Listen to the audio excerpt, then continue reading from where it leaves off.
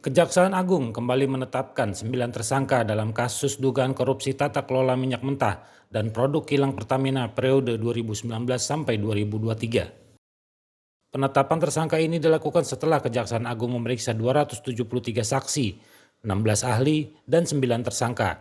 Dengan demikian, Kejaksaan Agung telah menetapkan 18 tersangka dalam kasus ini. Dari 9 tersangka, Kejaksaan Agung menahan 8 orang. Satu tersangka yang belum ditahan adalah Riza Khalid karena berada di Singapura. Sebelumnya, Kejaksaan Agung telah menetapkan 9 orang tersangka.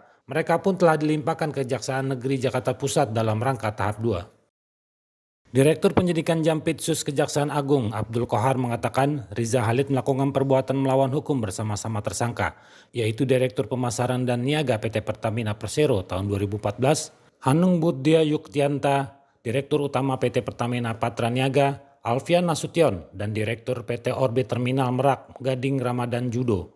Gading merupakan anak angkat kedua Rizal Khalid.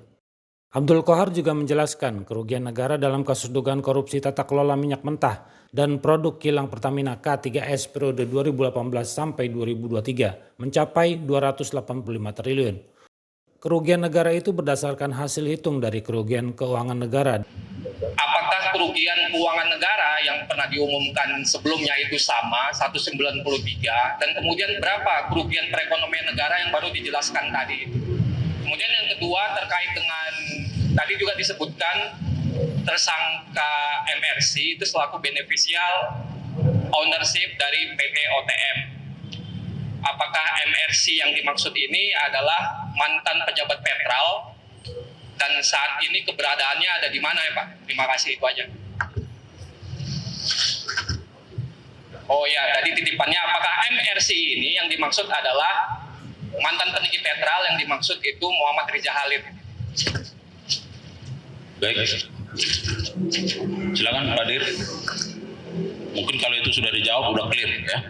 Ya, terima kasih. Saya pertanyaan yang sangat baik ya. Pertanyaan saya jawab bahwa memang pada saat awal penetapan tersangka yang pertama tim penyidik menemukan bukti yang kuat adanya kerugian keuangan negara. Ya, seiring dengan perjalanan waktu, karena perkara itu terus berkembang, kami mengundang, meminta, memanggil ahli untuk menghitung kerugian perekonomian negara. Ya, jadi benar tadi yang saya sampaikan, selain kerugian keuangan negara, penyidik juga menghitung kerugian perekonomian negara. Ya, jelas ya. Kemudian yang kedua, MRC. Tadi sudah saya sebutkan siapa MRC. Nah, nanti silakan. Saya rasa kawan-kawan sudah pada tahu. Jadi ini sesungguhnya pertanyaan yang nggak diperlukan ya. Saya yakin juga tahu siapa MRC ya. Tadi sudah ditanyakan. Yang bersangkutan adalah BU. Bahwa yang bersangkutan ini adalah BU atau beneficial owner. Tadi sudah sangat jelas di PT OTM. Ya. Jadi dia sekarang keberadaannya diduga tidak di dalam Indonesia. Namun demikian penyidik sudah memanggil dengan patut. Sampai hari ini yang bersangkutan tidak pernah menghadiri panggilan tersebut.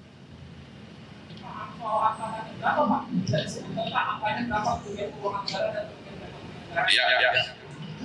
Bahwa kerugian perekonomian negara dari luar negara berdasarkan hasil penghitungan yang sudah pasti dan nyata jumlahnya, ya, itu totalnya 285 triliun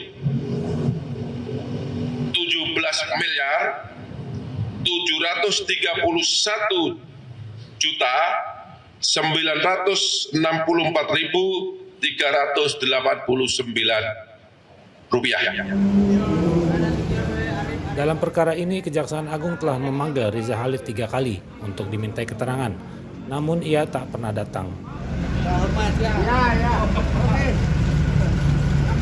Pak Alfian udah makan belum, Pak? Udah Pak, udah kenyang Pak.